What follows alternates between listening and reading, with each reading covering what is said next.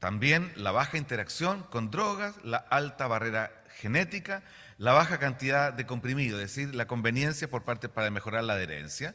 Y tenemos que considerar de parte del virus la resistencia transmitida, la resistencia adquirida, ¿cierto? La carga viral, porque sabemos que una carga viral más de 100.000 copias basal es un factor de mal pronóstico para fracaso virológico, así como un recuento de CD4 menos de 200 células. Entonces, el objetivo es proveer un régimen potente, seguro, tolerable y fácil de adherir para el paciente. Y desde el año 87 que aparece el primer antirretroviral, que es el AZT, ha pasado mucha agua bajo el puente. Como ustedes saben, hemos avanzado en eficacia, en adherencia, en conveniencia, en seguridad y en tolerabilidad.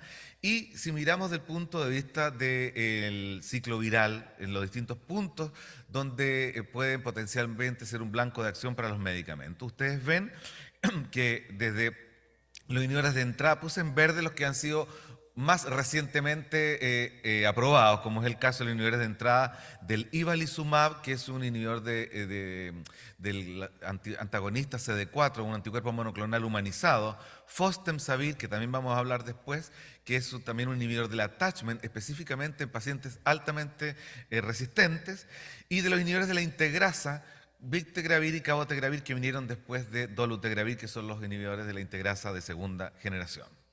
Ahora, el impacto en el éxito virológico hoy día es gracias a que tenemos antirretrovirales mucho más potentes, con menos toxicidades, con menos efectos adversos, con mejor y mayor barrera genética, menos resistencia transmitida y mejor adherencia porque son comprimidos en una sola tableta.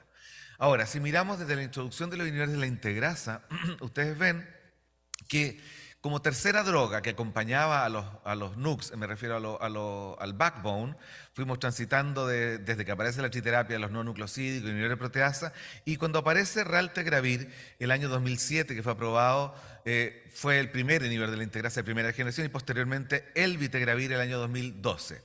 Y más recientemente Dolutegravir 2013 y Bictegravir el 2018, que son los inhibidores de la integrasa de segunda generación.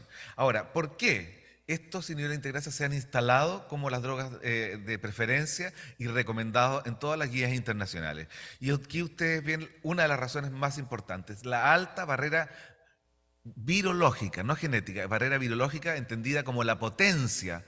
Y eso se ve aquí, ustedes ven que, por ejemplo, todos los inhibidores de la integrasa tienen una reducción de más de 2 logaritmos después de 7 a 14 días de monoterapia con el antirretroviral, cosa que no habíamos visto antes con los inhibidores no nucleosídicos, con los inhibidores de la proteasa. O sea, y dentro de ese ahí está destacado, Dolutegravir es capaz de reducir en 2.46 logaritmos y por eso la alta potencia y que explica por qué una terapia dual con la lamivudina puede tener la eficacia que tiene hoy día. Y ustedes ven que aquí en los estudios en fase 3, a 48 semanas con carga viral menos de 50 copias, todos estos estudios, tanto con Dolutegravir, con Bictegravir, incluso con Elvitegravir y también con Darunavir coformulado con Taficovicistat, presentan eficacias sobre un 85 a 90%, cosa que no se había visto antes con los otros antirretrovirales. De tal manera que los inhibidores de la integrasa, por el lado de la potencia con la barrera virológica y aquí también por la barrera con la barrera genética, que es la alta barrera genética que presenta Dolutegravir, Bictegravir y también inhibidores de la proteasa como Darunavir potenciado. Y así además, como ustedes ven, un comparativo de los inhibidores de la proteasa, no nucleosídicos, inhibidores de integrasa. Los inhibidores de la integrasa son los que han mostrado mayor beneficios desde el punto de vista de la barrera genética, barrera virológica, seguridad, tolerabilidad, impacto metabólico, simplicidad, etc. Y es así como en todas las guías internacionales, EACS, IAS, DHHS, incorporan solamente, me refiero como regímenes recomendados, a Dolutegravir y Bictegravir. Y Dolutegravir puede estar coformulado como una triterapia con tenofovir, ya sea la fenamida o disoproxilfumarato, con lamivudina o emtricitabina, y también como una terapia dual como lamivudina con Dolutegravir. Y la otra alternativa es Bictegravir coformulado con TAP y emtricitabina. Son los regímenes que están puestos como recomendados en primera línea en las últimas guías internacionales. Ahora, ¿cuáles son los grandes enemigos del éxito de la terapia? Son dos. las toxicidades y la resistencia. El tema es que las toxicidades, como ustedes pueden ver acá, en general son todas reversibles a corto, mediano o largo plazo, a diferencia de la resistencia, que la resistencia es irreversible, es acumulativa y por eso es tan importante tomar decisiones antes que vayamos acumulando más mutaciones y vayamos perdiendo más opciones terapéuticas. Y así ustedes ven como los antirretrovirales, cuando comenzamos la terapia, las cepas salvajes, las cepas susceptibles son capaces de ser suprimidas por la antirretroviral, pero bajo la presión selectiva pueden aparecer cepas con mutaciones que escapan a la acción del antirretroviral. Entonces, en este gráfico ustedes ven aquí en azul la cepa salvaje, que no tiene mutaciones, y que cuando comienza la terapia antirretroviral, rápidamente, más o menos en un plazo de 8 semanas, se logra la indetectabilidad. Pero cuando aparecen problemas de potencia inadecuada o niveles inapropiados o problemas de adherencia o resistencia, preexistencia, lo que conocemos como resistencia transmitida, mostrado aquí en rojo, puede nuevamente aparecer, haber un brote y haber una aparición de carga viral detectable. Ahora, lo importante es que es en ese momento donde tenemos que hacer un estudio genotípico para poder visualizar las mutaciones y hacerlo lo antes posible, antes que se acumulen más mutaciones. Y entonces, el desarrollo de la resistencia viral está dado, como en todas las cosas en medicina, por una tríada. Desde el punto de vista del virus, por la alta tasa de mutaciones, porque recuerden ustedes que la transcriptasa reversa comete errores y por eso se habla de la infidelidad de la transcriptasa reversa. Por los reservorios, donde el virus se acumula con una cinética totalmente distinta. Del punto de vista de las drogas, donde puede haber concentraciones subterapéuticas y la presión selectiva de las drogas. Y del punto de vista del paciente, desde luego, la falta de adherencia y los efectos adversos. Ahora, ¿qué es la resistencia? Muy simple y definido en una sola línea. Son cambios en la secuencia del genoma viral, lo que conocemos como mutaciones, que disminuyen la actividad de las drogas, ¿ya? Pero además de las mutaciones puede haber deleciones o inserciones. Frecuentemente llevan a una disminución de la susceptibilidad de las drogas comparada con la cepa salvaje. Eso es muy simple, en términos muy sencillos, que es lo que es la resistencia. ¿Cuáles son los factores determinantes de la resistencia? Primero, recordemos que el genoma es pequeño, tiene 9.749 pares de base, poco menos de 10.000, y se producen 10 elevado a 9, 10 elevado a 10 viriones al día. Y las mutaciones espontáneas son 3 por 10 elevado a menos 5 pares de base, es decir, se produce una mutación por cada genoma transcrito. Entonces, la alta tasa de mutaciones, la alta tasa de replicación viral lleva a esta gran variabilidad genética. Pero además existen inserciones, como les decía, deleciones, reorganizaciones y otros procesos de recombinación. Y además hay enzimas en la célula blanca, ApoB 3G, la RNA transcriptasa, uracil DNA glicolasa, etcétera, que contribuyen también al desarrollo de resistencia. Y en ausencia de presión selectiva, cuando el paciente no está con la droga, la cepa salvaje es la de mayor capacidad replicativa y prevalente en las cuasiespecies. Pero bajo la presión selectiva de las drogas pueden emerger cepas resistentes debido a ventaja en la replicación. Entonces, si suspendemos el tratamiento, va a empezar a replicar más la cepa salvaje y va a esconder a la cepa que tiene mutaciones por esta desventaja en la capacidad replicativa, por bajar la fitness, la capacidad replicativa del virus. Entonces, de acuerdo a esto, la barrera genética se define como el número de mutaciones que se requiere para que una droga pierda la sensibilidad al medicamento. Entonces, una droga que tiene una alta barrera genética requiere que se acumulen muchas mutaciones para producir una baja sensibilidad a la droga, como por excelencia ha sido el de alta barrera genética, danunabir, ¿cierto? El inhibidor de la proteasa. Versus lo que es una baja barrera genética, que con una mutación se pierde la actividad de la droga, como es el caso de la M184B con la lamivudina o la emtricitabina, o la K103N, por ejemplo, con el efavirenz, ¿ya? Ahora, después, casi al final, les voy a hablar del concepto de robustez, que también es importante compararlo o cotejarlo con lo que es la barrera genética. Entonces, como conceptos generales, al definir fracaso, es importante considerar que más o menos el 30% puede presentar episodios de epidemias de bajo nivel transitoria que no necesariamente representan fracaso virológico y es importante también tomar decisiones, como les voy a mostrar en la segunda slide. Ahora, la probabilidad de fracaso cuando un paciente ha fracasado una primera terapia aumenta. a medida que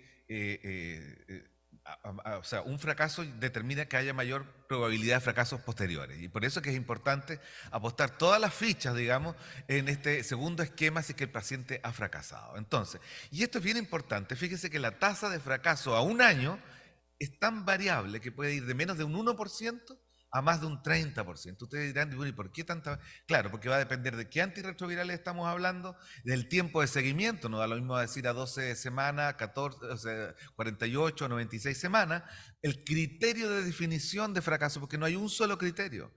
Y, entonces, todo eso ha hecho que, y hoy día, con las terapias que tenemos, con estos inhibidores de la integrasa que les estaba hablando de segunda generación, las tasas de fracaso virológica prácticamente son muy bajas y menos de un 1%. Entonces, no hay un consenso de definición de fracaso.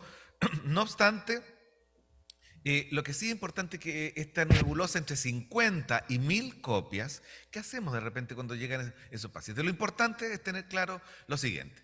Estos tips. Primero, cuando el paciente llegue, ustedes le piden la primera carga viral y después del tratamiento estar indetectable y les aparece por decirle 200 y tanto, es reforzar la adherencia y repetirlo en 30, 60 días. Y con solo ese hecho, más del 70% logra la indetectabilidad.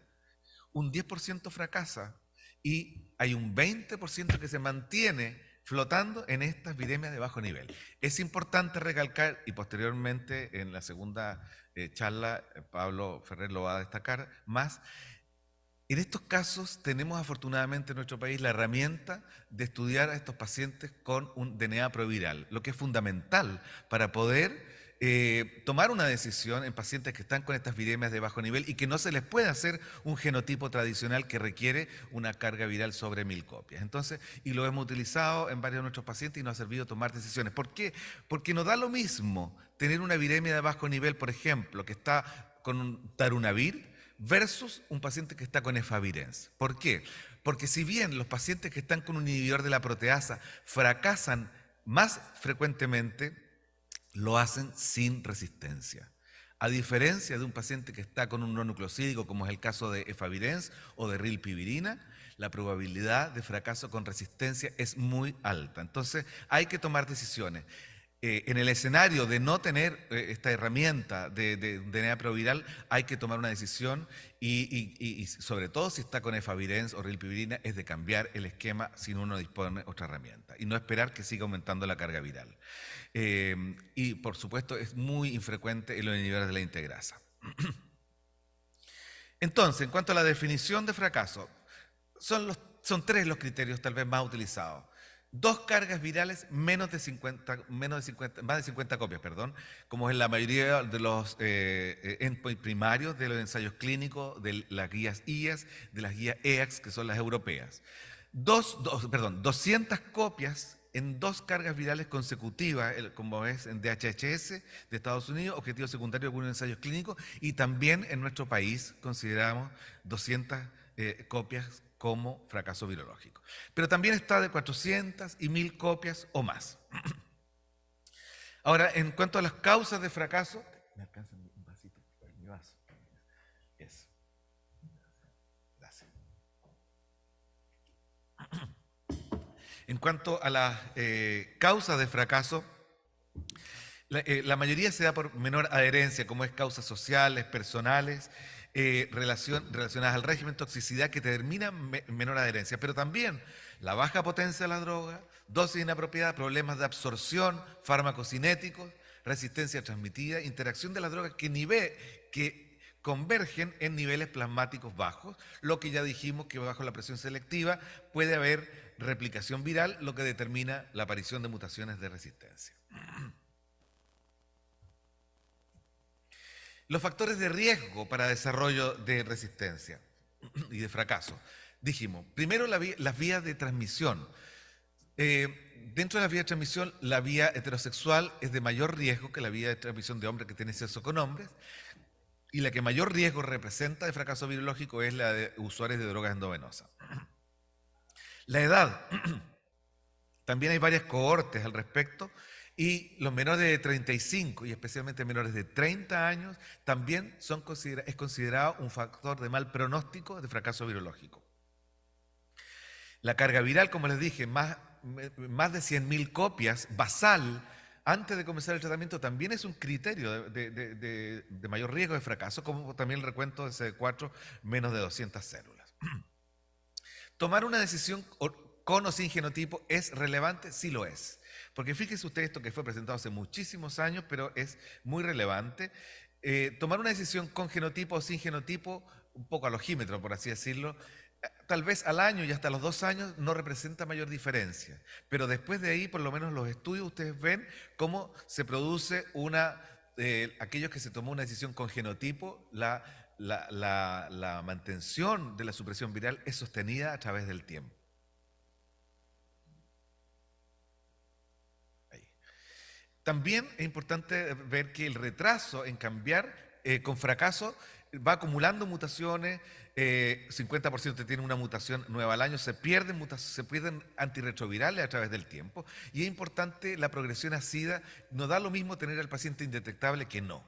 Y eso sabemos que la sobrevida libre de 70, también esto fue presentado hace mucho tiempo atrás, pero son cosas válidas hoy día para evaluar a los pacientes que están en fracaso, porque la sobrevida libre a 72 meses fue de un 86% en aquellos que tenían menos de 50 copias, versus, fíjese usted, un 40% con los que tenían más de 50 copias. Entonces, aquí es importante, la mortalidad aumenta a medida que el paciente está detectable y no logramos controlar. Y también es importante la predicción ¿cómo se llama?, de las drogas que acompañan el score genotípico, es decir, con 2 o 3 drogas en el esquema, en fracaso, que esté full activo, el resultado va a ser favorable en términos de no solamente de indetectabilidad, sino que de sobrevida y de progresión a SIDA. Y ustedes ven que los estudios, ya los van a ver ustedes más, cuando vean después los casos clínicos, pero aquí una slide solamente de resumen, para mostrarles que los estudios que validaron las drogas que hoy día se utilizan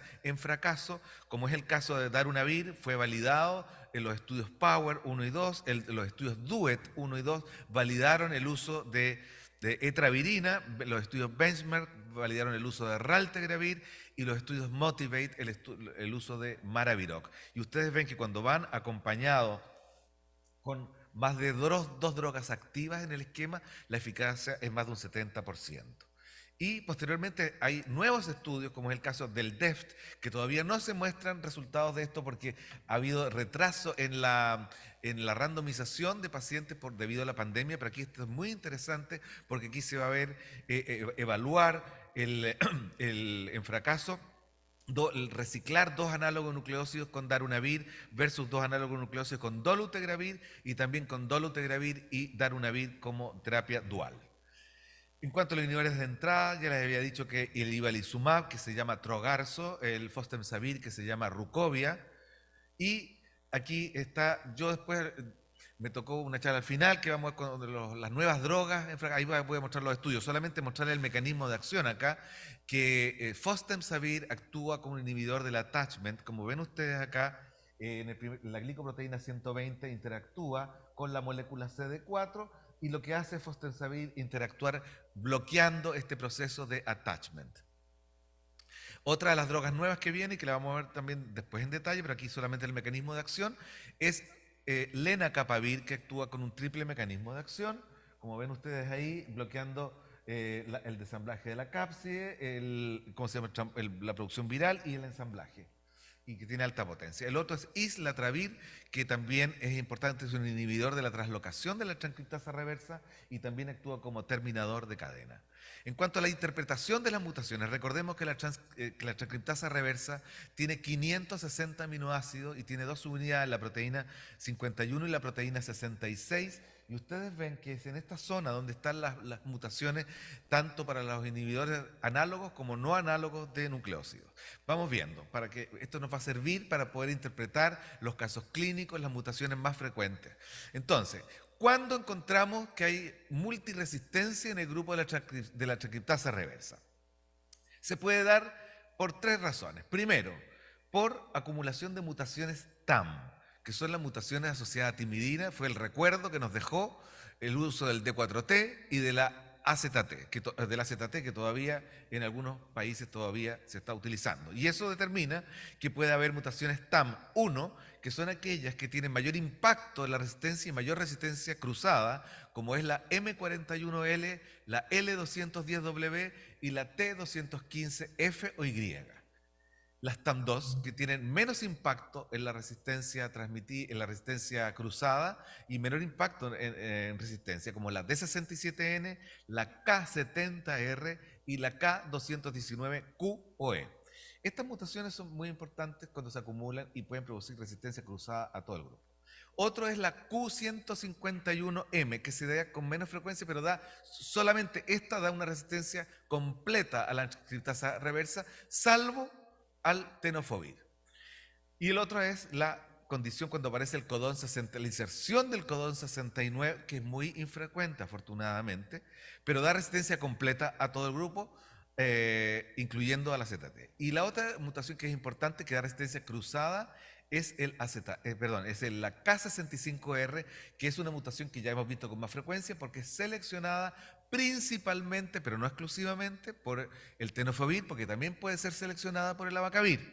Como ven ustedes acá, entonces si miramos por droga y puse las que estamos usando todavía. O sea, la ZT la puse porque todavía quedan algunos pacientes que se están utilizando no solamente en nuestro país, sino que también en algunos países de Latinoamérica. El AZT pierde su actividad, por ejemplo, solo con la mutación T215 y F o Y, o cuando tiene la M41L más la L210W, o cualquiera de estas dos más dos TAM2, ¿ya?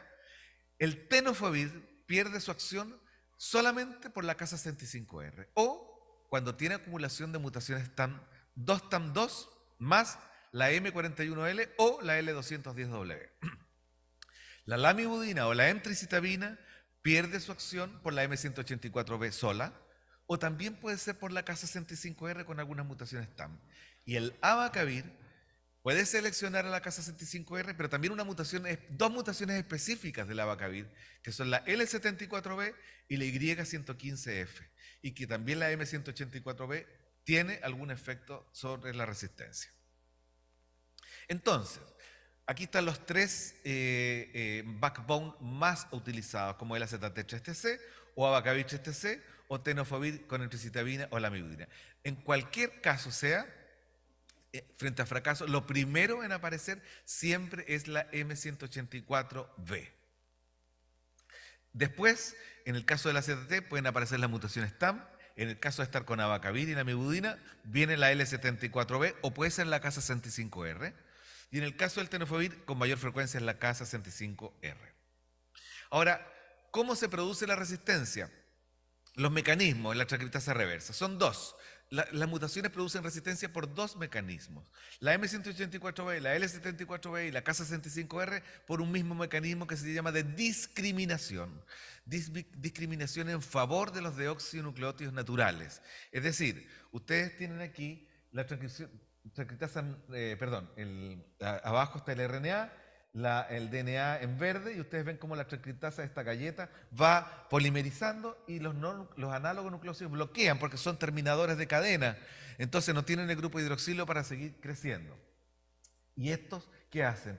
Estas mutaciones que aparecen aquí discriminan en favor, por un impedimento alostérico, es decir, conformacional, impiden que ingrese la droga y continúa la polimerización. Las mutaciones TAM actúan por una pirofosforolisis, una escisión pirofosforolítica en la cual la droga, por presencia de ATP, se forma un complejo y se escinde del sitio donde está el análogo en este caso los análogos de timidina, y continúa la polimerización.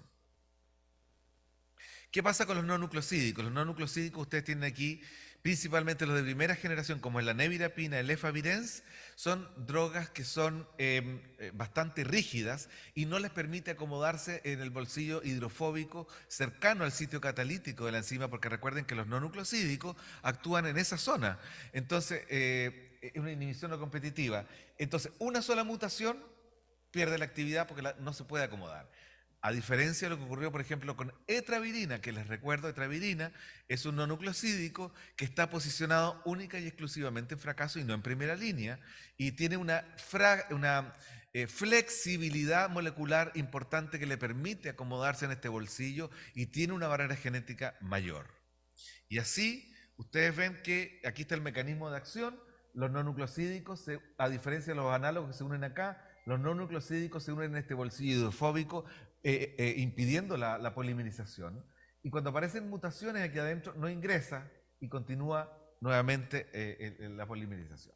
Entonces, los no nucleosídicos de primera generación tienen una barrera genética muy baja. Una sola mutación y se pierde la actividad de la droga, como es el caso de la K103N o de la Y181C de la nevirapina y el efavirenz. Lo importante es que tenemos, posteriormente aparece etravirina con su score genotípico, en el cual ustedes saben que cuando aquí se requiere que se acumulen mutaciones y se suma esas mutaciones para ver si la droga es útil o no. Y si esa sumatoria es entre 0 y 2 puntos, la podemos utilizar sin problema. Entre 2,5 y 3,5 puntos, una respuesta intermedia, pero si tiene más de 4 puntos, sumando las mutaciones, la droga no la podemos utilizar. Es importante ver que entre estas mutaciones que están acá, la K103N no está. Es decir, si aparece solo la K103N, no hay ningún problema utilizar etravirina. A diferencia de si aparece la Y181C o B o I, que sí tiene impacto en la resistencia. Y aquí ustedes tienen este bolsillo que se ve, aquí está el efavirenz unido con la Y181C, la K103N, la L100, y ustedes ven que aparece uno nuevo, que totalmente diferente a los anteriores y que es la doravirina.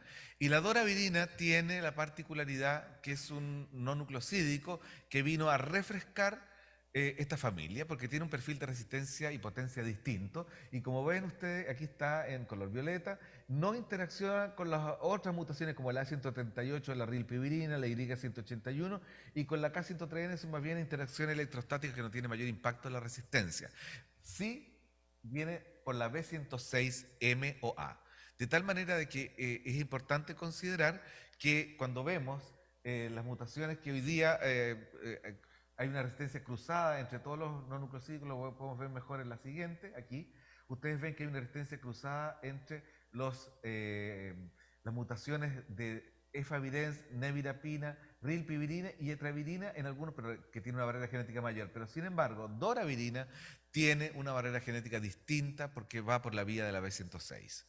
En el caso de la proteasa son dos cadenas polipeptídicas de 99 aminoácidos cada una y dejan un espacio al centro donde actúa el sitio catalítico de la enzima. Y las mutaciones que están más cerca del sitio catalítico son las mutaciones mayores que tienen mayor impacto en la resistencia y las que están más lejos son aquellas mutaciones menores o compensatorias. No es necesario aprenderse todas estas porque son muchas, pero sí es importante saber que se requiere acumular muchas mutaciones para que se pierda actividad en estas drogas. Particularmente el que tenemos mayormente en uso y que ha ido quedando realmente es darunavir. ¿Por qué? Porque realmente se requiere que haya una acumulación de muchas mutaciones para que impacte en la resistencia. Como ven aquí, las más importantes, la I50B, la L76B, la I54M y la I84B. En los inhibidores de la entrada, ustedes ven aquí que enfuvirtide, maraviroc, fostensavir y ibalizumab. De los que había, ¿cómo podemos evaluar la resistencia? No se evalúa del enfuvirtide prácticamente porque no lo usamos, por una droga muy cara, tiene efectos adversos, ustedes saben. Pero solamente decirle que las mutaciones aparecen aquí en la región, ¿no es cierto?, HR1 de la GP120 y eso no se evalúa en la rutina, en la práctica clínica. La resistencia a los antagonistas SR5 básicamente está dada porque los virus R5 que se requiere, recuerden que para usar esta droga necesitamos un tropismo R5, pero se requiere que haya una expansión de variantes al tropismo X4. Por lo tanto, ese es el mecanismo principal por el cual hay, más que por cambio de tropismo. Pero también puede haber mutaciones en la región B3 que tiene 35 aminoácidos y recordemos que ahí es de ahí donde está el tropismo y es ahí donde interactúa con el correceptor para el ingreso a la célula. La integrasa que está constituida por 288 aminoácidos, tiene 3 estructuras en su gen. Lo importante es que es ahí donde está la mayoría de las mutaciones de resistencia y particularmente el primero que aparece que es raltegravir determinó los análisis de resistencia, que va por 3 vías, principalmente la N155H, la Q148HKOR y la Y143HROC, que es específica de raltegravir y que no confiere resistencia cruzada a los otros niveles de la integrasa.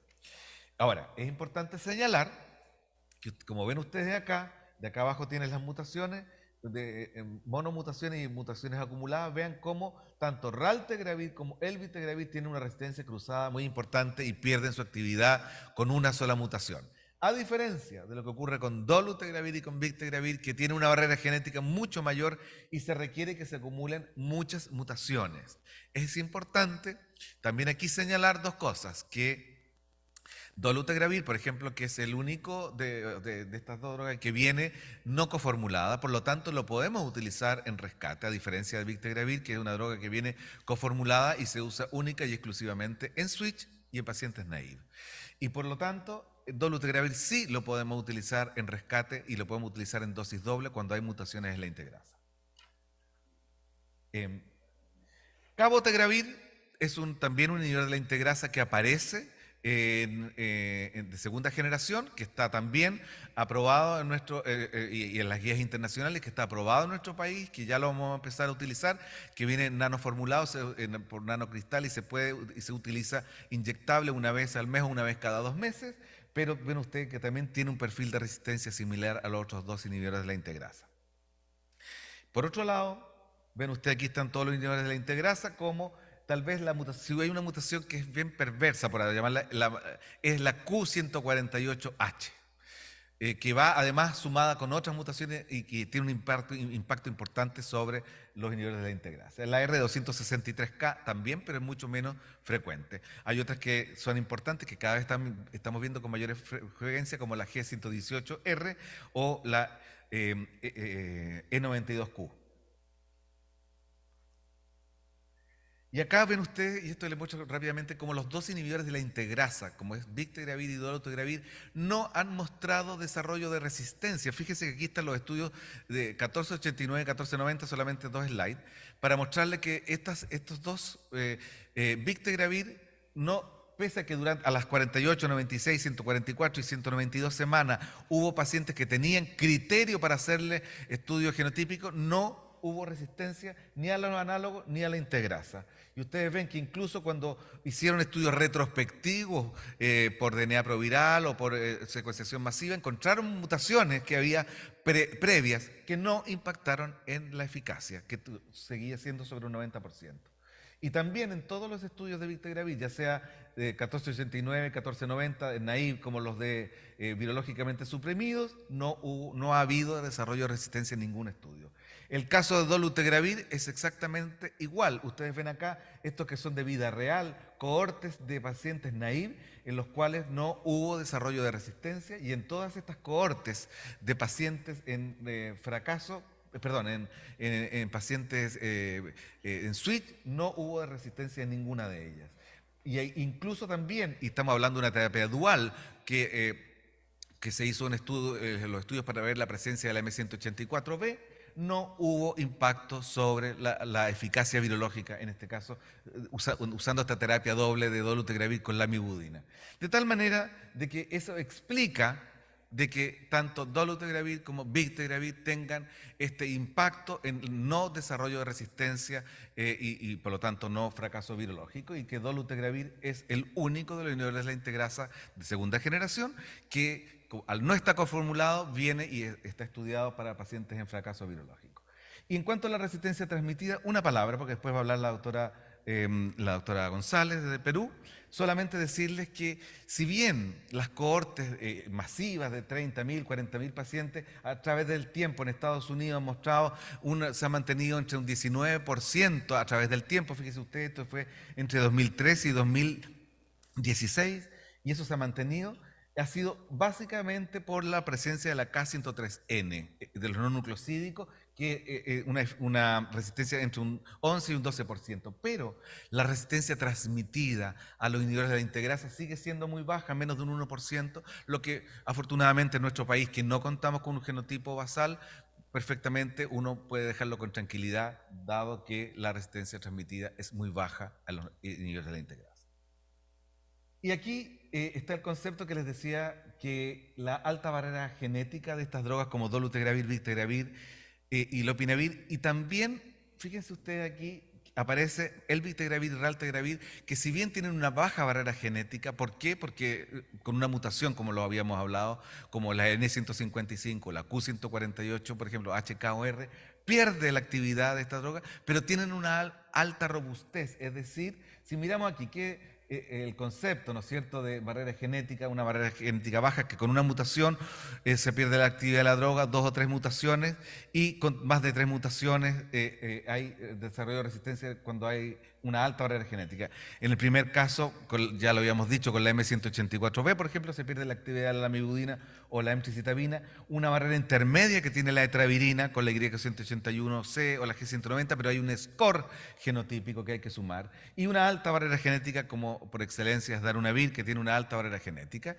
y el caso nos queda corto con el tenofovir, que uno diría tiene una baja barrera genética, porque solamente con la K65R pierde la actividad, pero sin embargo también puede aparecer resistencia por acumulación de mutaciones TAM. Entonces, y con esto ya termino, aparece el concepto de robustez, que es que el desarrollo a través del tiempo de la mutación. Entonces hay mutaciones con muy baja o baja robustez, en que se desarrolla en días o semanas, como el caso del efavirenz, de la nevirapina, la amibudina, o en meses o años, como es el caso de los inhibidores de la proteasa y los inhibidores de la integrasa.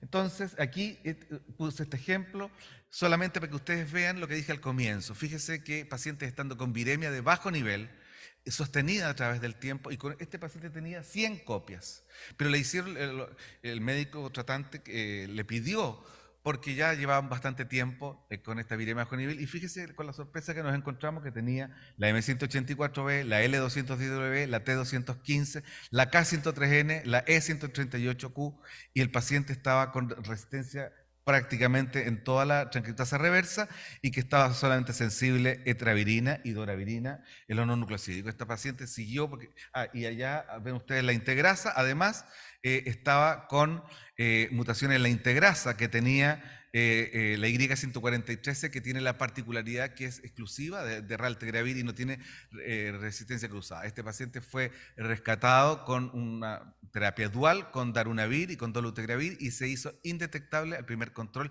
y se ha mantenido indetectable a través del tiempo.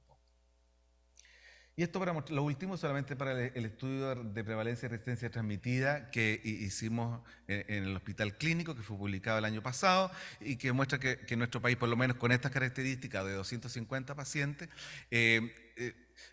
era de un 10,45%, y principalmente lo mismo que lo han demostrado la mayoría de los estudios internacionales y también en Latinoamérica, que está dado por la K103N. Sin embargo, también concluimos un estudio solamente de la integrasa en primera, digamos, resistencia transmitida, que va a ser publicado próximamente y que va a ser de gran utilidad. Pero hoy día, como ustedes saben, afortunadamente en nuestro país cada vez estamos viendo menos fracasos virológicos debido a las terapias altamente efectivas. Muchas gracias.